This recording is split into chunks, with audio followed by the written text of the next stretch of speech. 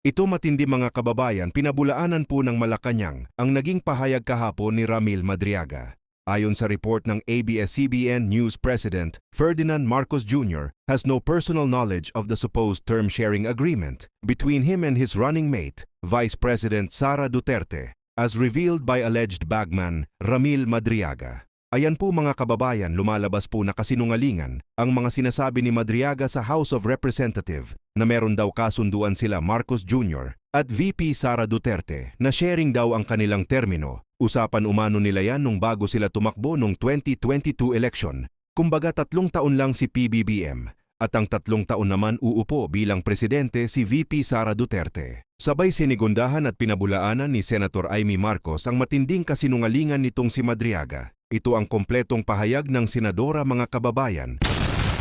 So, simulan na natin. Huyu, Madriaga. Sinungaling ka, Madriaga. Naku, hindi ko mabuo yung pangalan nito. At ang lahat ng gustong marinig at pakinabangan ng mga kasinungalingan mo ay may naghihintay na kwarto sa impyerno.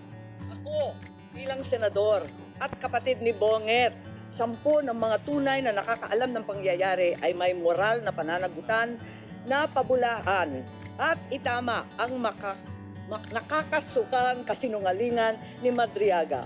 Inuulit ko, sinungaling ka, Madriaga, at hindi ako papayag na gamitin mo at ng mga kasamahan mo ang oras, ang espasyo, ang dignidad ng kahit na anong opisina o sangay ng gobyerno. Isasalaysay ko ang mga pangyayari noong 2021, ang tunay na pagbuo ng unit team. Maraming nagtatanong, maraming naghahaka-haka, higit sa lahat, may nagsisinungaling dyan sa Kongreso. So unang-una, no such thing as yung mga term, ano ba yan? Paghahati ng term, ano ba yun? Sinabi na meron daw alyansa and magte-term sharing. Nako, talaga naman kasinungalingan yan. Okay, na next slide na tayo. Ang unang pagtitipon at pag-uusap tungkol sa Vice Presidency anong May 29, 2 days before the birthday of our VP then. Nag-lunch date kami sa Primus Bistro sa Davao. Naalala ko pa kasi bago eh. Tapos, first time na nag-usap ng matagal-tagal si Bongbong at si Inday Sara.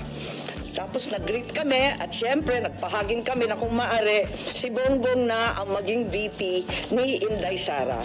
Kasi alam naman natin na mamayagpag sa lahat ng survey si VP noon, Mayor Inday siya bilang presidential bet. Ika nga, walkover sana. Kasi nakaupo pa yung tatay niya at napaka-popular niya mismo. Ngunit noong August 5, maaalala ninyo, sinabi ng PDP Laban, ine-endorso si Bongo and Rodrigo Duterte as VP. Yun ang official statement. Pero ang walang siyang Madriaga na yan, ang sabi a few months before November 21, nakumbinsi ni Bongbong si PRRD na si Inday ang maging VP sa kanya. Hindi ko talaga maintindihan ang pinagsasabi niyan. Maliwanag na ang PDP may sariling lakad, may sariling mga kandidato, hindi si Bongbong. Nag-umpisa kami mag-usap-usap sa isang GC noong September 7. Nag-uusap na kami, pero nag-decide ako, mag-GC na tayo. At sa awa ng Diyos, kahapon, sa yamot ko, sa inis ko dyan, sa sinungaling na yan, na hanap ko ang aking lumang cellphone, andito. At as usual, Samsung na may note, at nakita ko yung aming pagte-text. Yan, nabuo ang isang grupo kasama ng ilang kamag-anak, na kamag-anak rin ni Inday, kamag-anak rin namin. Makikita nyo, September 8, dineklara na Go Duterte na ang standard bearer. Walang Bongbong, walang Sara. Ang sinungaling talaga. Pagkatapos, September 10, sabi nga, duda na si Presidente o si Sara ay tatakbo. Sinabi ni Mayora noon na silang mag-ama may deal. Isa lang ang tatakbo sa kanila sa national. hindi ko maintindihan ang mga claim nitong taong ito. Tapos, in-endorse, September 19, magulo talagang panahon na yun eh. Si Pacquiao naman ang in-endorse. September 28, nag-usap-usap kami sa bahay, andyan si Bongbong, yung kamag-anak namin, si Mike Acevedo Lopez, kamag-anak namin ng mga Duterte. Hindi ko maintindihan, may lola yung nanay ko, na lola rin ni PRRD. Ang sabi, Bongbong will file. Ako to, text ko to, nakita ko eh. He will file October 6 as instructed. Pero sana somebody will file as his VP. Kasi nakakatawa naman, walang katandem. Yun ang pinapaliwanag ko kay VP Sara Mayora noon. Still hoping you will run and he will slide down to VP ASAP. Ewan, ganon. Ngayon, ang sagot naman ni VP, tulad ng sinabi niya sa media, naku, ang usapan namin ni PRRD, VP na siya sa PDP, ako, mayor na. At yun nga ang nangyari. The same day, VP Sara, then mayor, filed her COC as Davao Mayor. Diba, nangyari yun. Pagkatapos, eto, October 6, si Bongbong nag-file candidacy for president at ang maliwanag, mag-isa lang siya. Kasi eto nga, inaasam-asam namin na si Mayora pa rin ang kanyang katandem. Pero itong Madriaga dyan sa Congress, sabi niya na si PRRD daw, sinabi sa kanya noong November 21 na si BBM tatakbo at si Sara ang VP. Anong kasinungalingan niyan? October 6 pa lang nag-file na si Bongbong na mag-isa. Kaya magtataka ka talaga. Maalala po ninyo na nung pagkatapos nun, ayun na yung kay Bato. Maalala ninyo, biglaan pinatakbo si Bato at para siyang seat warmer lang at ang inaakala ng tao si Bongo at saka si Presidente Duterte ang kanyang VP. Huwag nilang ginugulo ang kwento. Talaga naman, maliwanag to. Hindi ko maalala ito pagkat hindi ako sang-ayon. Ang nangyari sa October, pag-file ni Bongbong, pinatawag siya ng PDP sa palasyo. Yun ang totoo. Hindi yung sinasabi ni Madriaga na kaming magkapatid, pumunta kay PRRD para mag-term sharing deal. Walang ganon, walang alam si PRRD kasi nungalingan yun. Ang nangyari, nung nag-file si Bongbong, tinanong siya ni PRRD, tatakbo ka ba? Tapos sabi niya, oo, nag-file na po. Nandun yung PDP, si Alcusi, si Bongo, si Medialdea yata. Wala ako eh. Kasi ayokong pumunta si Bongbong. Sabi ko sa kanya, hoy, wag kang pupunta dyan. Sabi niya, nakakahiya naman ang nagpapatawag sa Pangulo. Sabi ko, kukuyugin ka lang ng PDP, pipilitin kayo. Huwag ka nang pumunta. Tapos, napakiusapan yata at pumunta siya nung una. Second time, pumunta rin siya. Pinatawag na naman siya kung talagang ayaw niya. Dalawa lang option. Manatili siyang presidente, pero ang kanyang vice president si Bongo, ang buong cabinet hawak ni Bongo. Parang ganun yung kwento. Hindi ko maalala kasi yun nga, hindi naman ako sang-ayon dun sa pagpunta niya. Tapos, yung isang option, Bongo for president, si Bongbong na lang ang vice. Parang ganun ang pinag-uusapan ng PDP. Si presidente, tinatanong ko si Bongbong, anong sabi naman ni PRRD? Sabi niya, wala naman sinasabi masyado, sinabihan na lang akong good luck kung tatakbo ka. Parang ganun. Sabi ko, umuo ka ba o hindi? Sabi niya, ano pang gagawin ko? Di umuo ka. Wala naman siyang imik. Later on, ang pagkasabi ng mga PDP, parang nagkasundo na daw sila ni Bongbong at na-on raw sila. Pero wala ako doon. Kunento lang ni Bongbong, pagkatapos ng meeting niya, pumunta sa bahay namin. Ngayon, tuloy-tuloy, porsigido pa rin ako na si VP Sara ang maging katandem ni Bongbong. Kinukulit ko siya. Tapos, nung bandang October 27, kasi nga nabalitaan na pinapatawag ng PDP si Bongbong, nagtatanong, sure ka ba na atras si BBM sa PDP talks? Ayan, andito sa telepono ko. Andyan, nakikita ba? Ayan. Oo nga, grabe sa media. Hindi ko naman iniinsulto yung PDP, pero tapos na yung mga salita-salitang ganyan. Tapos, ang sabi ni Mayora noon, duda ko, mahina akong vice president. Sabi ko, mahina kang vice president kasi gusto naming lahat president ka. Magpa-survey ka. Kaya nahanap ko nga, andito pa, pinaprint ko ulit yung mga survey. Nagpagawa pa siya ng survey. Hirap na hirap nga kami magpa-survey pagkat, eto nga, talagang undas nun eh. All Saints Day noon, ang hirap magagilap ng tao, pero kahit papano nakapag-produce kami ng survey at nag-presentation noong November 3 na tama nga ang kutob niya, mahina siya bilang vice-presidente kesa sa presidente. Kasi na-disappoint yung mga Sara All. Alam naman natin yon. Pero sabi ko, malakas ka pa rin, walang tatalo sa'yo. At yun, panay ang usap namin kung anong gagawin, kung anong dapat. At walang kinalaman to sa PDP at PRRD. May kanya-kanyang landas to eh. Talagang magulo nun eh. Makita ninyo, November 9, si Mayora nag-withdraw from the mayoralty race, Baste replaced her.